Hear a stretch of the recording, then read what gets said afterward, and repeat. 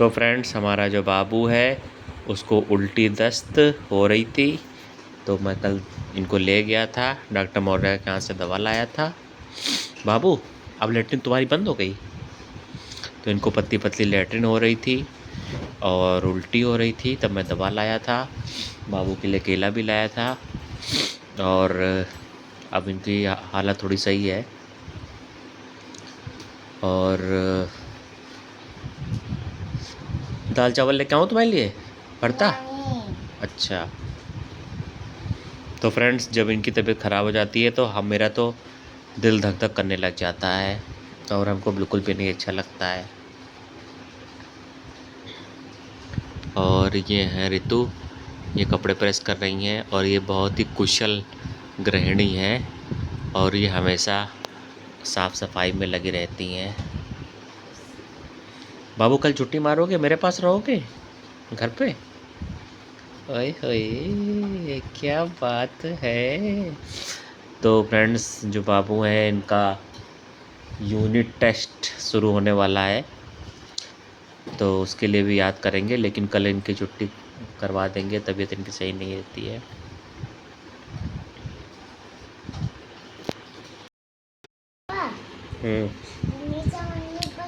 और फ्रेंड्स, आज मैंने भरता बनाया था बैगन का और मैंने उसमें बहुत सारा नींबू डाल के खा लिया। उसके बाद जो मुझको ये बहुत जुकाम हो गया है तेज और नाक बह रही है और जुकाम है। लीवोसेट्रिजिन खाई थी पर उससे फ़ायदा हमको नहीं हुआ है, तो हमने दुर्गेश से बोला है कि वो दवा लेके आए, तो भी वो आएगा।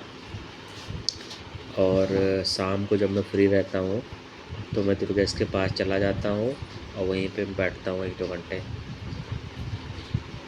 और फ्रेंड्स, बारिश जो है बहुत कम हो रही है, ज़्यादा बारिश नहीं हो रही है और LT ग्रेड की भर्ती आ गई है, पर मेरा पढ़ने में बिल्कुल भी मन नहीं लग रहा है। तो वही बात है कि अब 40 के आसपास मेरी उम्र हो गई है, तो पढ़ने में बिल्कुल भी मन नहीं लग रहा है। और फ्रेंड्स, जब भी बाबू की तबीयत ख़राब होती है तो मेरा तो एकदम हौसला ही टूट जाता है और दिल मेरा धक धक धक धक करने लग जाता है। हेलो फ्रेंड्स, आप लोग का स्वागत है एक नए ब्लॉग में। तो फ्रेंड्स, आज है 18 जुलाई और जो आदित्य हैं वो पढ़ने नहीं गए हैं क्योंकि इनको उल्टी भी आ रही है और दस्त भी इनको हो रहा है। डॉक्टर मौर्य से दवा लेके आए हैं और इन्होंने 1-2 खुराक खाई थी, फिर थोड़ा आराम मिल गया, फिर इन्होंने खाई नहीं, फिर इनको अभी उल्टी हो गई है। ये नमकीन खाई थी तो उल्टी हुई हाँ, थी। दालमोट खाई थी तो दालमोट आई उल्टी हुई थी ना, निकली थी। हाँ, दालमोट तो दालमोट खाई थी तो इनको उल्टी हो गई थी बाबू को। तो अभी इनको हमने दूध दिया है, अभी कुछ देर बाद इनको 1 रोटी खिला देंगे और दवा खिला देंगे। और आज ये घर पे ही हैं। रोटी नहीं, फिर से उल्टी होएगी। हाँ, ये घर पे हैं आज और जो ऋतु हैं वो गई हैं पढ़ाने, पापा भी गए हैं VVR।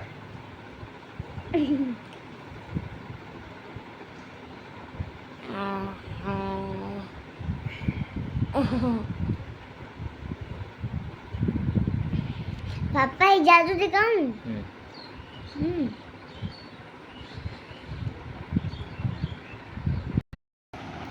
तो फ्रेंड्स, आप लोग को एक बात बतानी थी। सन 2023 में मैं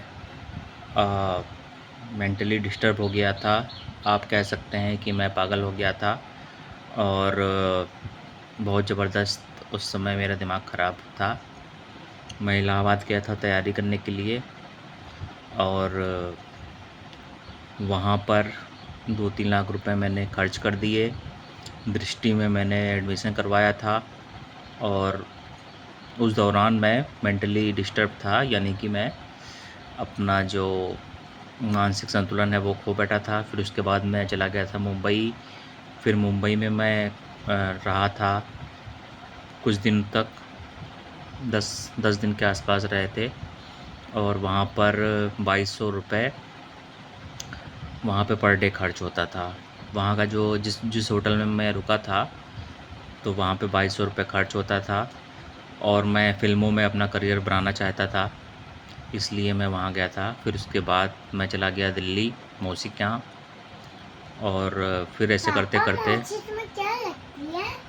मौसी मेरी मम्मी, मेरी दूसरी मम्मी है। अच्छा, एक एक रियल वाली मम्मी है जिनकी फ़ोटो वहाँ लगी हुई है। वो तुम्हारी मम्मी है? हाँ, वो मेरी मम्मी है और तुम्हारी दादी हैं रियल वाली हैं। तो फ्रेंड्स 2023 सर्दियों का मौसम चल रहा था, तो उस दौरान मैंने 3 से 4 लाख रुपए मैंने खर्च कर दिए, यानी कि आप कह सकते हैं कि मैंने बर्बाद कर दिए। और फिर फाइनली मेरे घर वालों ने डायग्नोज़ किया कि मुझको किसी साइकियाट्रिस्ट को दिखाना चाहिए। उसके बाद मैं लखनऊ के नूर मंजिल में एडमिट हुआ, वहाँ से मेरा इलाज हुआ, तब जाके मैं सही हुआ था। और जब मैं पगलाया हुआ था तो मैंने सबको गालियाँ दी थी बहुत, सबको मारता था।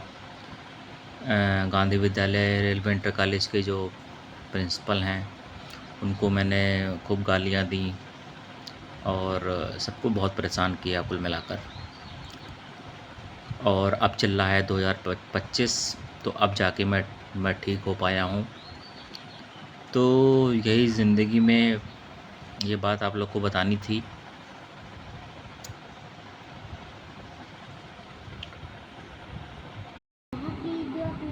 दोस्तों, हमारी जो बीमारी थी वो इतनी बढ़ गई थी कि जो हमने पापा को एक पूरा ईंटा फेंक के मारा था और उनका जो सर है वो फट गया था।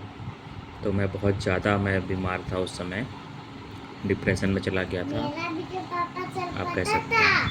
मैं भी बाल्टी में खेला था तो मैं भी फिसल गया, मेरा भी सर फट गया। तो फ्रेंड्स, मैं बहुत ज़्यादा मानसिक रूप से बीमार था। पापा को मैंने पूरा ईंटा एक फेंक के मार दिया था और उनका सर तुरंत फट गया था, उनकी जान भी जा सकती थी। तो बहुत बाद में मेरे घर वाले ये जान पाए कि हमको एक अच्छे साइकियाट्रिस्ट की ज़रूरत है, दवा लेने की ज़रूरत है। बहुत बाद में ये पता चला था। लेकिन कुल मिला के 3 से 4 लाख रुपए मैंने खर्च कर दिया और कह सकते हैं आप बर्बाद कर दिया।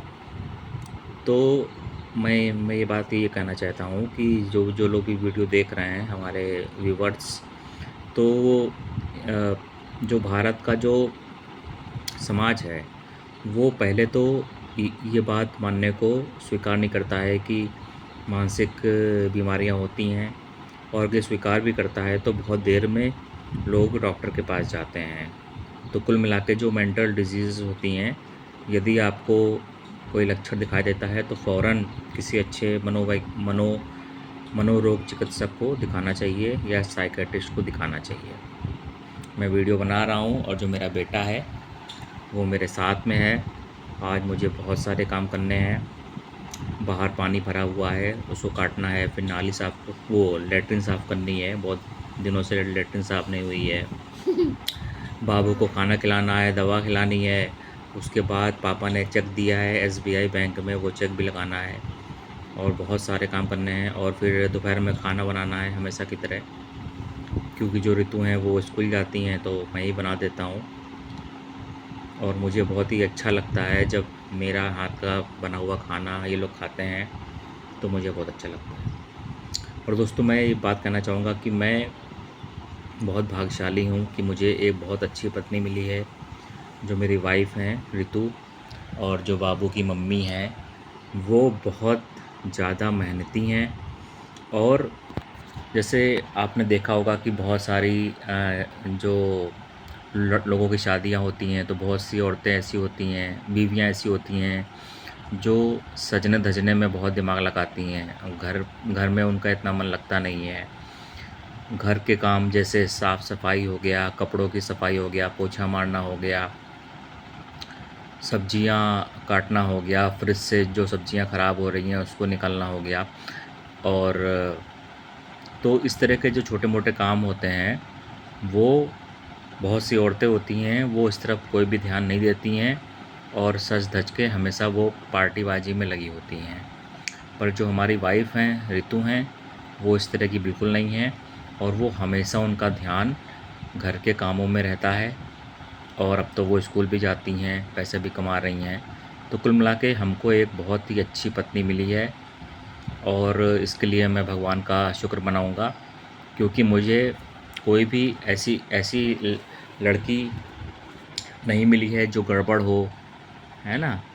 जो ऋतु हैं मेरे पापा का पूरा सम्मान करती हैं, पूरा ख़्याल रखती हैं, समय-समय पर खाना बनाना, कपड़े धोना, प्रेस करना, मतलब एक बहुत ही हम लकी मानते हैं अपने आप को। और अब तो मेरा बेटा भी मेरे पास है, तो पुत्र का सुख सुख मेरे पास है, पत्नी का सुख मेरे पास है। मम्मी तो 2018 में एक्सपायर हो गई थी, तो जो जो पिता का भी सुख है मेरे पास। तो कुल मिलाकर मैं अपने आप को काफ़ी किस्मत वाला मानता हूँ। और फ्रेंड्स अभी हाल में 2-3 महीने के दौरान सोशल मीडिया में ऐसी-ऐसी खबरें आईं, जिसको सुन के तो लोग शादी करने से करना ही बंद कर देंगे। बहुत सी ऐसी औरतें होती हैं जो अपने एक्स्ट्रा मैरिटल अफेयर के लिए अपने पति को मरवा देती हैं। इस तरह की 2-3 घटनाएँ आईं, तो लोगों का तो धीमे-धीमे शादी से विश्वास ही उठा जा रहा था। तो इस मामले में मैं काफ़ी किस्मत वाला हूँ कि मुझे एक ऐसी पत्नी मिली है जो पूरे घर को सँभाले हुए है, बाहर काम करने भी जा रही है, घर के सारे काम कर रही है और मेरे माता-पिता का पूरा सम्मान करती है, मेरी बहनों का सम्मान करती है। तो ये सुख मेरे पास है, संतान सुख है और पत्नी का सुख है, ये सुख है। बहुत सी औरतें होती हैं जो यदि उनके पति कमाते नहीं हैं तो उनको टॉर्चर करती हैं, सुबह शाम कि तुम कमाते नहीं हो, ये है, वो है, मैं मायके चली जाऊँगी, ऐसा भी होता है। बहुत सी औरतें होती हैं जिनको एक मोटा जेब खर्च चाहिए होता है, जैसे 10,000 15,000 हर महीना। तो जो ऋतु हैं वो इस टाइप की बिल्कुल नहीं हैं और वो उनका पूरा ध्यान घर की तरफ रहता है, साफ़-सफ़ाई की तरफ रहता है। तो ये सारी बातें हैं।